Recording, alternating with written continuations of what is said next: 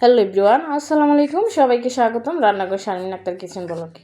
আমি আবারও আজকে হাজির হয়ে গেলাম নতুন আরেকটি ব্লগ নিয়ে। আসলেই রেসিপিটি অসাধারণ ছিল, যদি আপনারা না দেখেন বুঝতে পারবেন না।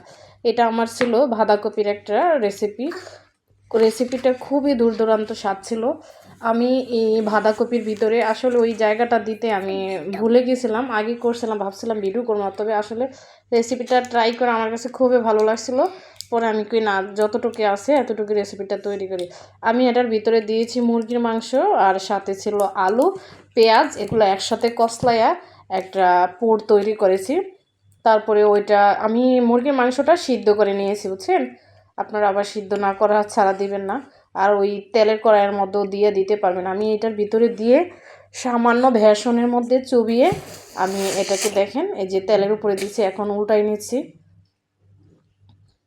খুবই জোস ছিল রেসিপিটা। অবশ্যই আপনারা একবার হলো ট্রাই করে দেখবেন।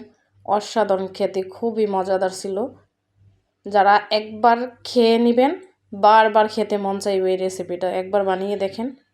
আমি এইভাবে সবগুলাকে উলট পালট করে লাল লাল করে ভেজে নিয়েছি, দেখেন একদম লাল লাল হয়ে গেছে।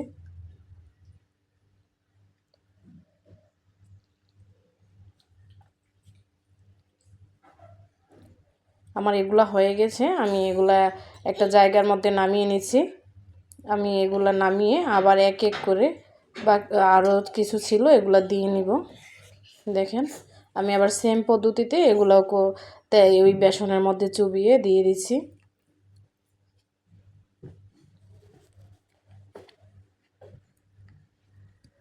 দেখেন কি মজাদার একটা রেসিপি ছিল। আসলে আপনারা না বানিয়ে খাইলে বুঝতেই পারবেন না যে রেসিপিটা এত স্বাদ ছিল।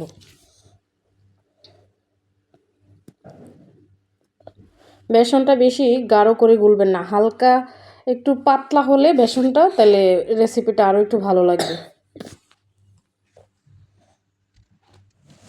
যদি আমার রেসিপিটা ট্রাই করে একবার খান, আমি সত্যি প্রমিস করে বললাম আপনার আরেকবার বানিয়ে খেতে মন চাইবে।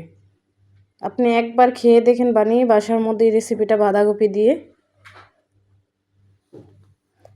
এই রেসিপিটা এইভাবেও খেতে পারবেন, আবার গরম ভাতের সাথেও মজা লাগবে। একটু ঝাল ঝাল করে বানালে এটা একদম পুরো পাকোড়ার মতো লাগে।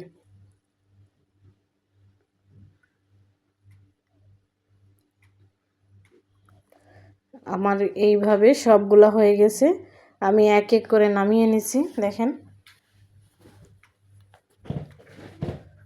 এই যে আমার সবগুলো কমপ্লিট হয়ে গেছে।